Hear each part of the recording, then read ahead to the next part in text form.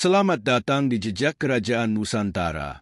Di tanah Trowulan yang penuh jejak kejayaan Majapahit, berdiri sebuah peninggalan bersejarah yang megah, Gapura Bajang Ratu. Sebuah candi yang tak hanya menjadi simbol arsitektur gemilang, tetapi juga menyimpan misteri perjalanan sejarah. Bagaimana kisahnya? Mengapa Gapura ini diduga erat kaitannya dengan wafatnya Raja Jayanegara? Mari kita telusuri asal-usul dan makna mendalam di balik Candi Bajang Ratu dalam episode kali ini. Jangan lupa, tekan tombol subscribe dan nyalakan loncengnya untuk terus mengikuti jejak sejarah Nusantara. Gapura Bajang Ratu, yang juga dikenal dengan nama Candi Bajang Ratu, merupakan salah satu peninggalan bersejarah dari era Kerajaan Majapahit.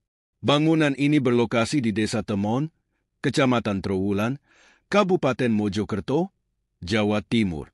Berdasarkan perkiraan, Gapura ini dibangun pada abad ke-14 di masa kejayaan Majapahit dan dikenal sebagai salah satu gapura besar pada era tersebut.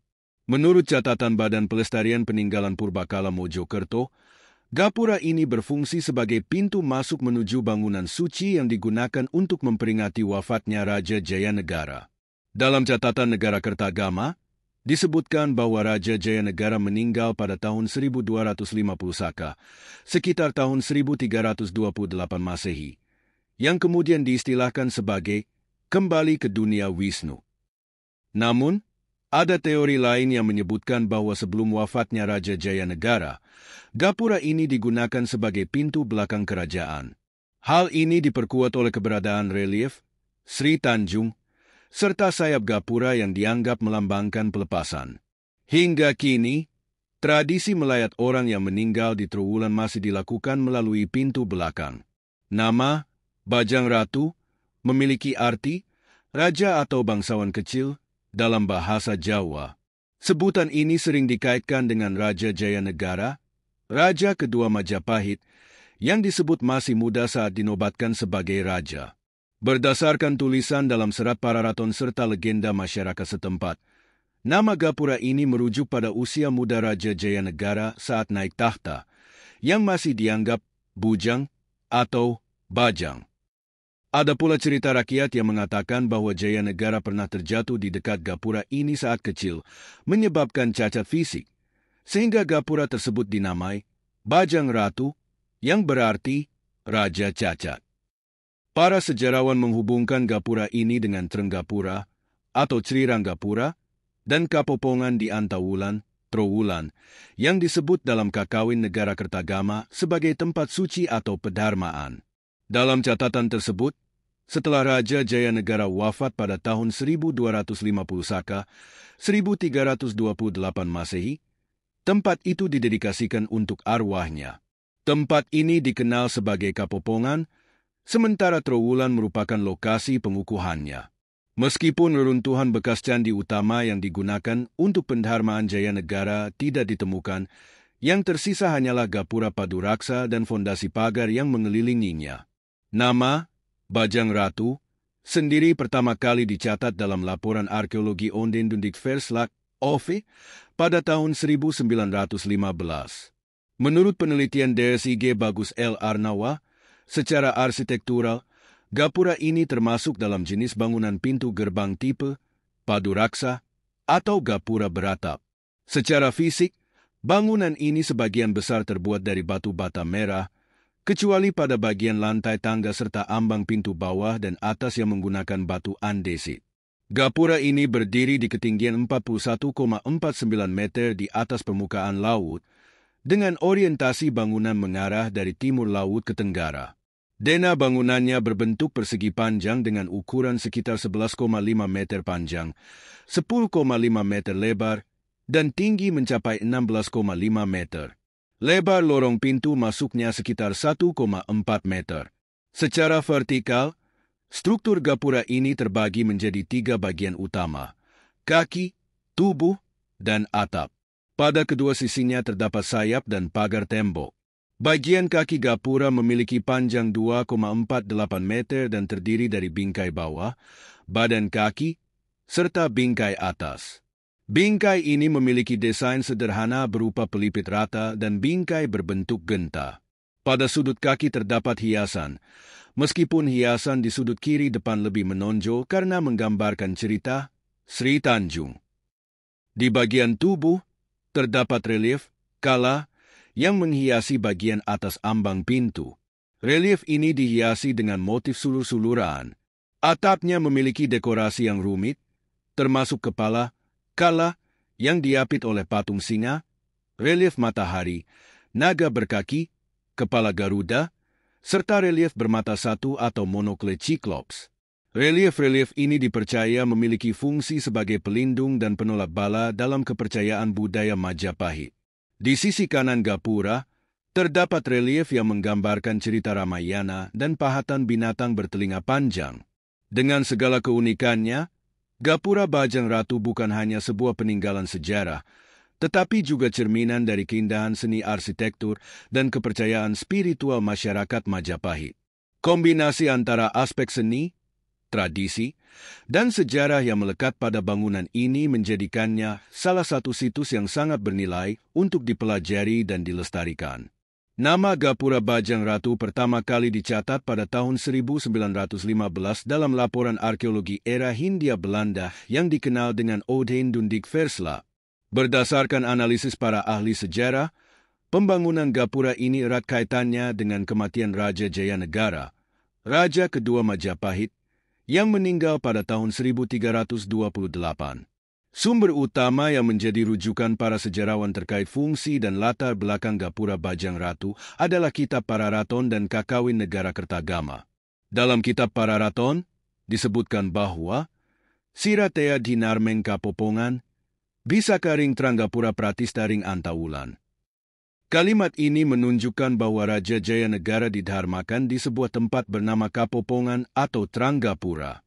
Sejarawan Belanda, N.J. Krom, mengaitkan nama Tranggapura yang terdapat dalam Pararaton dengan Sri Ranggapura yang disebut dalam negara Kertagama. Selain itu, lokasi Antawulan dalam Pararaton diidentifikasi sebagai Antarsasi dalam negara Kertagama. Berdasarkan kesimpulan ini, gapura Bajang Ratu diyakini merupakan pintu gerbang menuju sebuah bangunan suci yang dibangun untuk memperingati wafatnya Jayanegara. Dalam Pararaton dan negara Kertagama, wafatnya Jayanegara diungkapkan dengan istilah kembali ke dunia Wisnu pada tahun 1328. Keberadaan relief-relief yang menghiasi gapura ini turut memperkuat pendapat tersebut. Relief Sri Tanjung yang terdapat pada bagian kaki gapura melambangkan pelepasan, sebuah tema yang seringkali dikaitkan dengan ritual penghormatan kepada arwah. Selain itu, terdapat juga relief sayap Garuda yang memiliki makna simbolis pelepasan menuju dunia lain. Meskipun tahun pasti pembangunan gapura ini tidak diketahui, para ahli sejarah memperkirakan pembangunannya terjadi pada abad ke-14 dengan melihat korelasi antara relief dan tahun wafat Jayanegara. Gapura Bajang Ratu terletak di Dusun Kraton, Desa Temon, Kecamatan Trowulan, Kabupaten Mojokerto, Jawa Timur. Lokasi ini berjarak sekitar 2 km dari pusat sistem kanal Majapahit di bagian timur. Gapura ini juga hanya berjarak sekitar 700 meter dari Candi Tikus, sebuah candi yang juga memiliki kaitan erat dengan sistem perairan Majapahit. Pemilihan lokasi gapura Bajang Ratu oleh para arsitek kerajaan Majapahit diduga bukan tanpa alasan. Tempat ini dipilih karena menawarkan suasana yang tenang dan kedekatan dengan alam, sekaligus tetap berada dalam jangkauan pengawasan pusat kerajaan. Bukti adanya kanal yang melintang sekitar 200 meter di depan gapura menguatkan hubungan strategis lokasi ini dengan pusat kota Majapahit. Kanal tersebut terhubung langsung ke bagian tengah sistem kanal Majapahit, yang menunjukkan betapa pentingnya lokasi ini dalam konteks perencanaan tata kota Majapahit.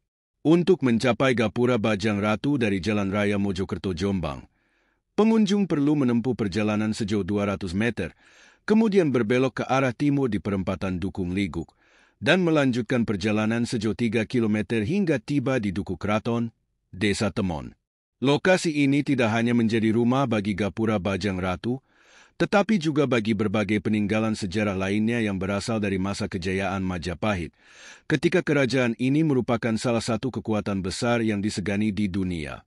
Pendirian Gapura Bajang Ratu diperkirakan terjadi pada abad ke-13 hingga abad ke-14. Meskipun tahun pembangunannya tidak diketahui secara pasti, analisis terhadap relief yang menghiasi bangunan ini memberikan petunjuk yang kuat.